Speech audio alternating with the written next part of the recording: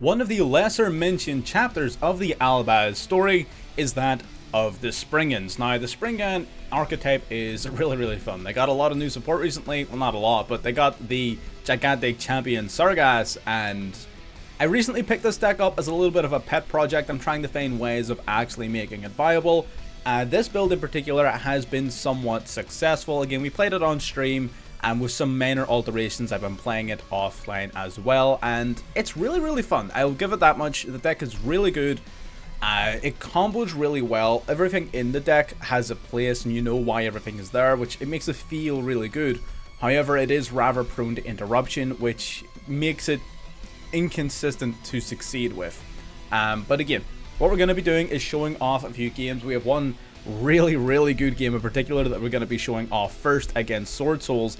That game was incredible. And then we got a couple of other matchups showing its strengths and weaknesses, as well as, well, we're not going to do a deck profile on this deck in particular because I don't think it's finished yet, and I don't want to sell an unfinished product to you.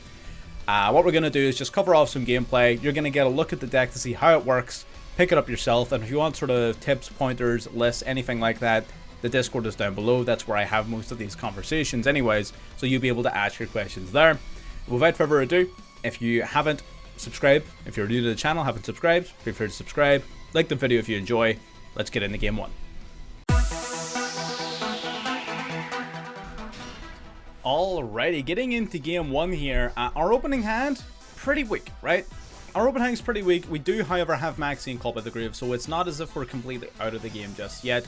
I know this isn't exactly a great introduction to the deck as a first video, but trust me, just keep watching. They're going to go Call by the Grave here on our Maxi. We're going to chain to their Call by the Grave that of our own. We're going to hit their Ecclesia, and we're going to prevent Ecclesia from summoning a monster from their deck. Now that should hurt their ability to proceed here unless they already have a Moyi or something to that effect in hand, but they were forced to normal summon their Ecclesia, meaning they don't have their normal summon remaining, and they just end their turn. So that opens up an opportunity here depending on what we top deck, and we top deck into Springans Watch, which gives us the ability to grab our field spell, which is essentially all we need to set up at least some kind of board presence. We're going to drop the Captain, we're going to summon out the Merrymaker. Merrymaker activates to mill a monster. Unfortunately, we get hit with infinite impermanence. That's unfortunate, but totally fine. We're going to activate Sargas here in the graveyard. We're going to equip it onto our Merrymaker as material before ranking it up into our champion Sargas. Now, champion Sargas is going to grab a Tally-Ho Springans from the deck, which we'll activate, attaching two materials from the champion, grabbing Rocky and summoning out Rocky as well as Sargas here, linking all three into an Auroradon.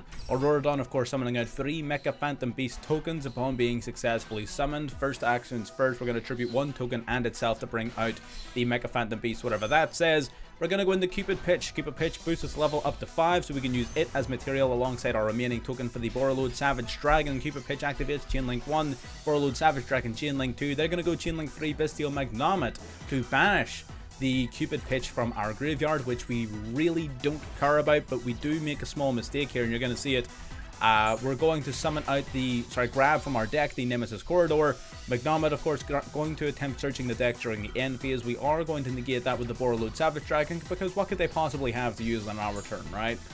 We're going to go Corridor here. Corridor shuffling back the pitch, special summoning out the Supreme Sovereign here from our hand. We are going to trigger off our Nemesis for Colossus into the battle phase, swinging over 1550. 23k to the face, 26 to the face, leaving our opponent on 50 life points. But at the end of the battle phase, there's the evenly matched, shutting down our board, leaving us with just the Savage Dragon. We could have prevented that had we just held on to our negate and not gotten greedy. They are going to go Vishuda here. We're going to activate Max C. They're going to let that go through, and what I mean by let, they're going to let it go through because the remaining card in their hand is Ash Blossom, using it as a tuner to go into Ching Ying, boosting himself up to 36, reducing us by 600, so he is able to swing over our Savage Dragon. That puts us at a real disadvantage here. We're going to draw into an Ash Blossom. We're going to activate Springans Watch here. We're going to grab the field spell, add it to our hand. Unfortunately, the field spell has to discard a Springan card. We go for Smashers, knowing full well exactly what our opponent's going to do to us, but we have to do something. Rocky then trying to grab Sargas from the graveyard. They're going to banish both Rocky and Sargas. This was a mistake. We definitely should have held off on using Sprite Smashers. 100% a misplay from us. We play Ash face down and pass turn. If we had just held off on that, we would have had a much better chance at actually winning this game. But unfortunately, we've left ourselves in a rough spot. We're going to get another turn here because Cheng Ying just can't finish us off just yet. We grab our kit from the deck, dropping kit for our field spell, going into the Merrymaker. Merrymaker pitching Brothers. Brothers on being pitched is going to resummon Rocky. Rocky's going to activate, going to grab us back Brothers from the graveyard. Here's our play. We're going to go into Baguska in attack mode so we can swing in with the Merrymaker. Yes, we take an L there, but we're able to rank our Baguska up into Zeus. Zeus, of course, having the ability to out the Cheng Ying should we desire. We're going to remove a material to grab Tally Ho back from our graveyard, still leaving us with enough left for a field wipe, but we're not going to do it just yet. He is, however, going to go straight to battle phase and attempt to swing over the Zeus, which does effectively force us to do it right this moment. However, he has the Ecclesia. He top decks into Ecclesia, grabbing the Moye, revealing the Strategist in hand, and you already know that from here it's going downhill. Vashuda sending the Zeus back to our extra deck, synchro summoning off into the Grandmaster Shizao. Shizao activating Moye, activating Chain Links 1 and 2 respectively. Chain Link 2 allowing him to draw one card off of Moye's effect, also allowing him to search his deck for a blackout. He's going to activate Strategist in hand, dropping the blackout to summon a Strategist and an additional token before going into the level 10 Baron de Fleur, granting him a once while face up on the negate. Now, considering the lack of cards we have available to us, we're going to have to really make this work. We draw into Springans kit. We're going to summon the kit, activate its effect as be it for his potentially the Baron. Unfortunately, of course, he has the Grandmaster, which was the obvious play. He is going to negate us. We're going to activate Tally Ho here. He's going to Ash it. The audacity to have the Baron de Fleur negate and still use the Ash Blossom in hand to negate us is absolutely just rude. And from here, you all already know how this is going to end. We didn't surrender because this man earned his victory. He's going to Baron, pop the kit, into battle phase, swing for lethal. Man's earned that win. A lot of hubris from us there when we used the Borrowload Savage Dragon to negate the Magnama. That was exceptionally greedy of us. Really, really greedy play, and it cost us the game. Really greedy play. If we just kept the Savage Dragon negate for a potential evenly matched, we would have potentially won. I can't even say that we definitely would have won. I can't say that, but we potentially would have won. But there you go. That's game one. Really good back and forth there with Sword Souls. Let's get into game two.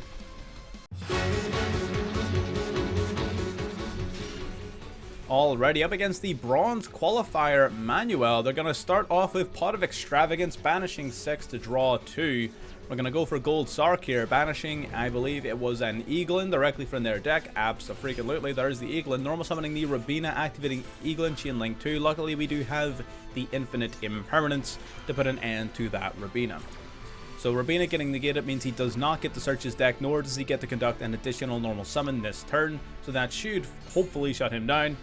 He does set 2 cards here and pass back to us. So we have a few options in our hand. It's not the greatest hand in the world, but it's definitely not the worst either. We're going to go for Sprite Smashers, banishing the second copy to summon a Kit directly from the deck. Kit activates, grabbing the Branded High Spirits. We're going to shuffle back Call by the Grave because we're playing against Flu. We're not going to need it. We're going to activate Branded High Spirits, showing the Sargas, pitching it and Sprint to grab another copy of Kit from the deck, which we can now special summon thanks to us having a fusion monster at grave. He activates Call by the Grave, thinking that if he banishes a fusion monster before I hit the board, that my effect is going to fizzle, but unfortunately for him, he doesn't know how to read Yu-Gi-Oh cards. My activation condition has already been met. My effect will resolve. Same thing for Furion King Regulus. He tries to banish the target of Regulus in the graveyard, thinking it'll prevent the summon. No, it only prevents the equip, which means Regulus is hitting the board. My activation requirement was already met. We're going to exceed 2 off into the Merrymaker, going into it the old-fashioned way, activating its effect to mill the Branga, going into Sargas here with 3 materials. Sargas then grabbing Tally Ho directly from the deck. We're going to activate Tally Ho. We're going to detach 3 materials, grabbing Rocky. We get to summon out Kit, we summon out Branga, and we summon out the Merrymaker. And at this stage, I don't believe our opponent sticks around for very long. Yeah. And this would have been the exact line. Again, we just go these three here, Sargas, Merrymaker, Bronga, into the Auroradon, go into Borreload and Colossus. We have the Regulus as well. Just so much potential with this hand. And we didn't even use our normal summon. We could have normal summoned Rocky. What we would have had there is we would have had Colossus, Borreload Savage Dragon, Regulus, and an Abyss Dweller. Is what we would have had. That would have been our board. But again, I wish I could show that. But the moment I try to go into Auroradon, everyone surrenders. So, I'm going to show off another game.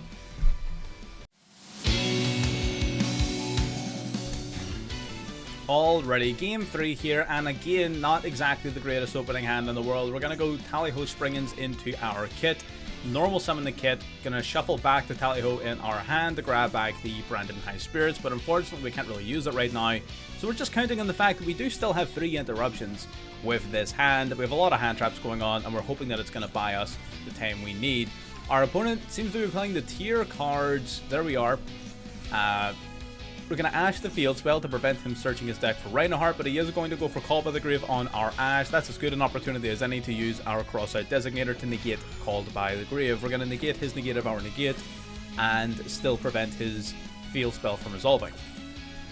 There really probably wasn't going to be another opportunity for us to use Designator this turn, so we might as well use it while we can. He's going to go with Guido now, resummoning the Medora from the graveyard and activating Assault Synchron, special summoning itself to cost 700 life points before going into Coral Dragon. Coral Dragon then allowing him to Synchro Summon up into Baron de Fleur. Why he went for Coral Dragon? Just for this extra draw 1.